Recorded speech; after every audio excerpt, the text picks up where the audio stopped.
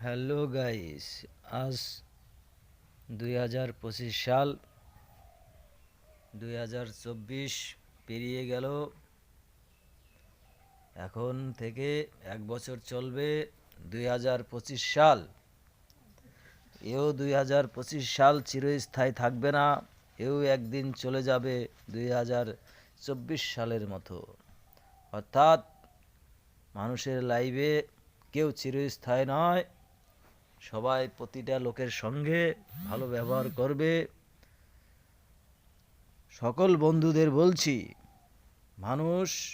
মানুষের সাথেই ভালো ব্যবহার করবে। এটাই সবার কাছে আমার চাওয়া। হ্যাপি নিউ ইয়ার সকলকে জানাই। সবাই ভালো থাকবে, সুস্থ থাকবে, সবার প্রতি ভালোবাসা রাখবে।